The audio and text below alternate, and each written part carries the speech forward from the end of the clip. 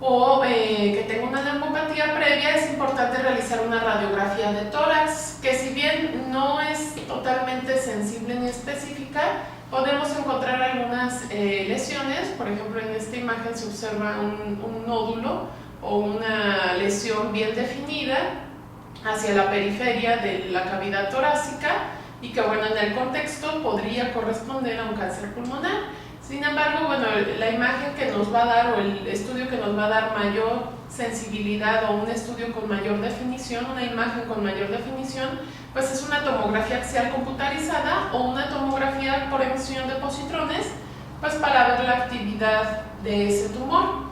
Y ya que se localice el tumor, es indicativo y es necesario hacer una biopsia. Los métodos para hacer una biopsia pues varía de acuerdo a la localización del tumor, al tamaño y pues a las condiciones generales del paciente. Se puede considerar una biopsia por aguja fina guiada por tomografía cuando la lesión es una lesión periférica, por ejemplo esta, que es susceptible de abordarla por medio de esta aguja, viéndolo o guiándolo por medio de tomografía.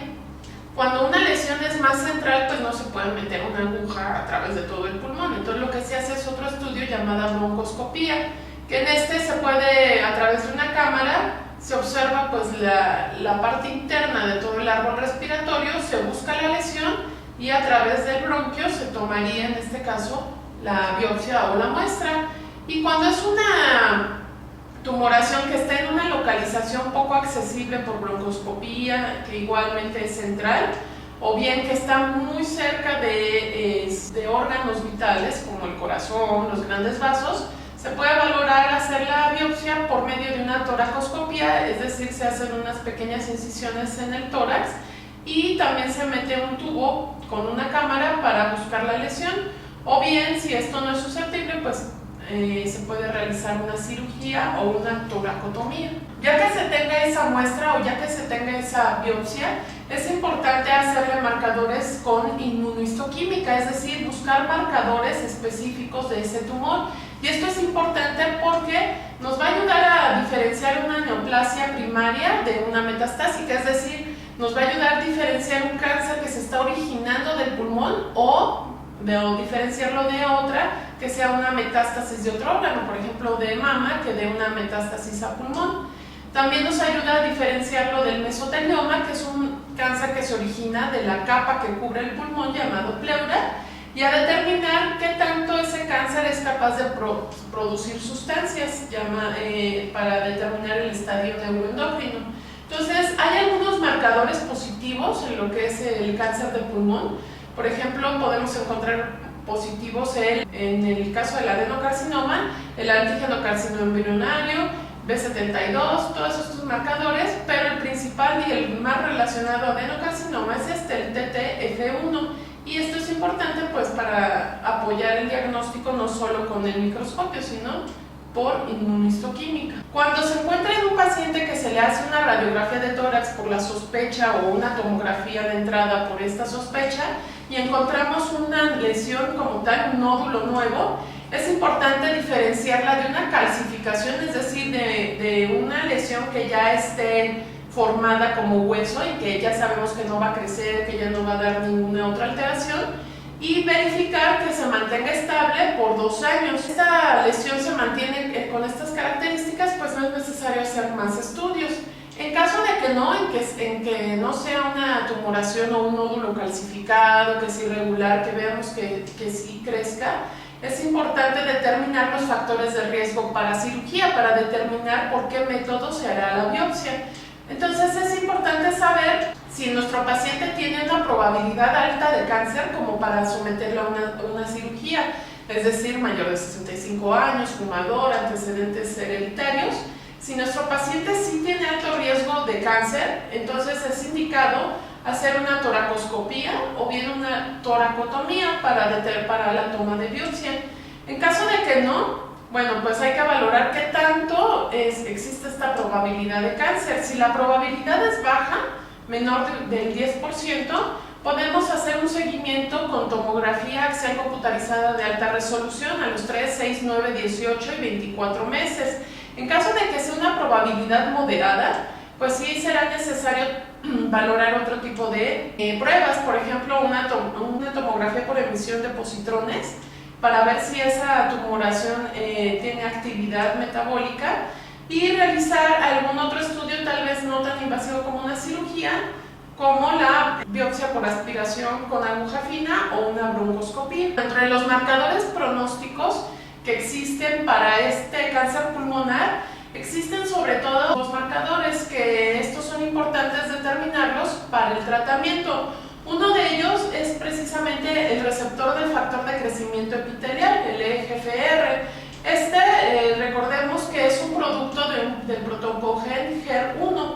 Su activación, receptor, cuando se activa va a producir ciertas señales en la célula para que crezca, para que sobreviva, para que produzcan vasos que la estén nutriendo. La activación de este receptor va a depender de su unión al factor de crecimiento epidérmico y al factor de crecimiento transformante alfa. Entonces estas dos sustancias pueden unirse a este receptor y activar esta señal.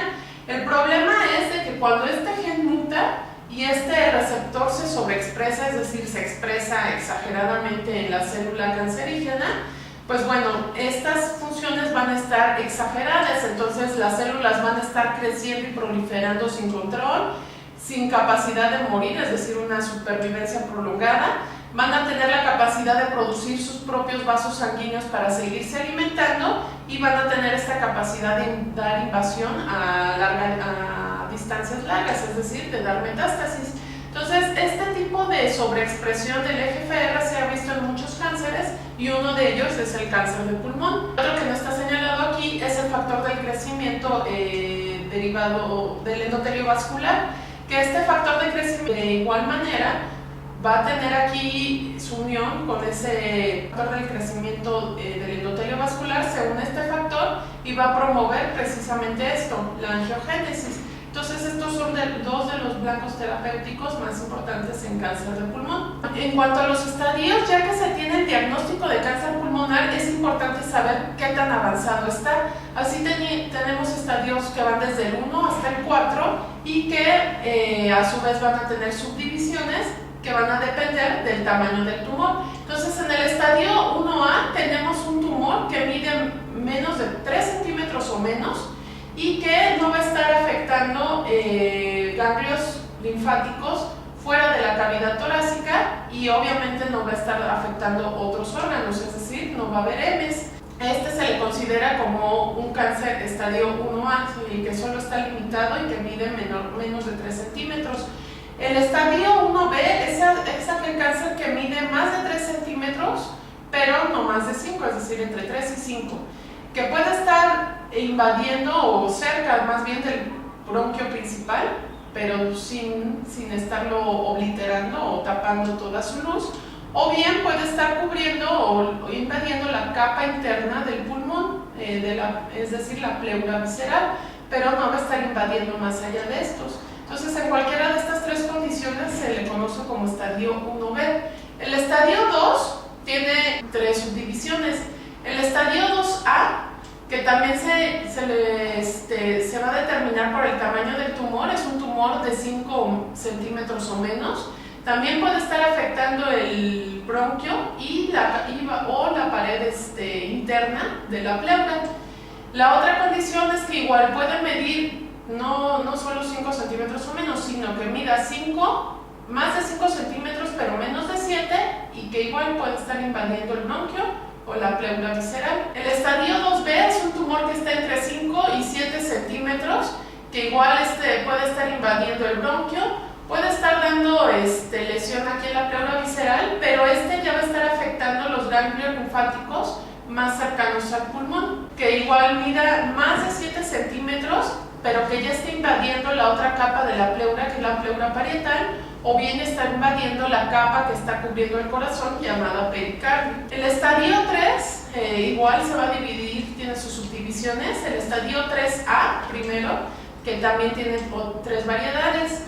Un tumor que esté afectando, bueno, no solo un bronquio, no solo la pared interna o la pleura visceral, sino que ya está invadiendo más allá de la pleura parietal, es decir, la parte de la pleura que está en contacto con el hueso, e incluso ya está afectando parte del hueso, que ya esté afectando algunos ganglios cerca del pulmón y que ya esté afectando parte del diafragma, ya aquí que está invadiendo el diafragma, que es el órgano que divide la cavidad torácica del abdomen, o bien que ya esté invadiendo la capa externa que cubre el corazón. También un estadio 2A se puede considerar todas las lesiones anteriores y que también esté invadiendo ya lo que es la aorta, o bien ya está invadiendo la parte interna que existe entre los dos pulmones, llamada mediastino, o ganglios a nivel del mediastino. La otra variedad del estadio 3A es que además de todas las demás, este cáncer puede ser, o el cáncer que ya está invadiendo, no solo la capa que rodea el corazón, sino el corazón por sí mismo, los vasos cercanos o los ganglios cercanos a la aorta, o bien ganglios que se encuentren cerca de donde se divide la tráquea, que se le conoce como carina, o arriba de la tráquea, o arriba del mediastino, en el mediastino superior. Entonces todas estas condiciones constituyen el estadio 3A. El estadio 3B también tiene varias condiciones, las que ya hemos comentado previamente, pero en esta ya va a haber afección de ganglios del otro lado del tumor original. Entonces son ganglios supraclaviculares, aparte de los que se encuentran en el mediastino superior, en la carina, en la aorta. Ya se afecta el diafragma y la cavidad torácica y puede haber invasión al corazón. Otra variedad es que además de los ganglios que ya comentamos, estén afectando estos ganglios que se encuentran propiamente en el mediastino y bueno, todas las demás condiciones que comentamos previamente.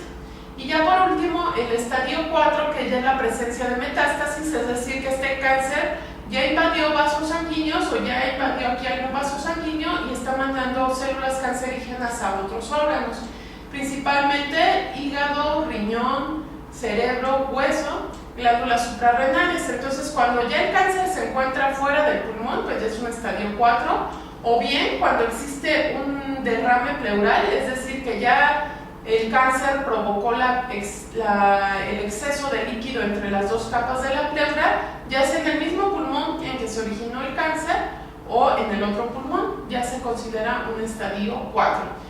Entonces, dependiendo de los estadios, también se le va a dar los nombres. Un carcinoma de células no pequeñas local incluye los estadios 1A, 1B y 2A, localmente avanzados 2B a 3B. Y avanzado incluye el estadio 3B y el 4. El carcinoma de células pequeñas, a su vez se divide solamente en limitado y extenso, y esto es por su rápido crecimiento. Limitado se le llama el cáncer que está del mismo lado de donde se originó, y extenso es cuando ya hay metástasis en otros órganos y más allá, o puede ser que en el otro pulmón. En cuanto a la funcionalidad del paciente, se va a valorar esta escala, que es el ECOG, y esto nos habla del estado funcional o qué tanto el paciente es capaz de llevar a cabo sus actividades de la vida diaria, que va del 0 al 4. 0 es un paciente asintomático, sin síntomas, que puede hacer todo su trabajo y sus actividades normales, y va avanzando de acuerdo al número de horas que permanece en cama y a la incapacidad o no de hacer sus trabajos. Entonces ya en un estadio 2 vemos que la mitad del día los síntomas del paciente lo obligan a estar en cama. El estadio 3 pasa más tiempo en cama y el estadio 4 pues ya de plano no puede salir. Y bueno, el tratamiento del cáncer pulmonar va a depender, bueno, del tipo de cáncer obviamente, de los dos grandes rubros, en células no pequeñas y células pequeñas, y pues el estadio. En todos los tipos de cánceres actualmente se aconseja utilizar terapia adyuvante, es decir, después del tratamiento primario, con quimioterapia o radioterapia. Y esto es porque existe la posibilidad de que existan micrometástasis que como tal no den síntomas o no sean visibles, pero que puedan estar presentes. Vemos que los estadios 1 y 2, pues el tratamiento va a ser de elección la resección. Incluso el 3A, si es resecable, si se puede acceder, pues también es indicativo de operarlo.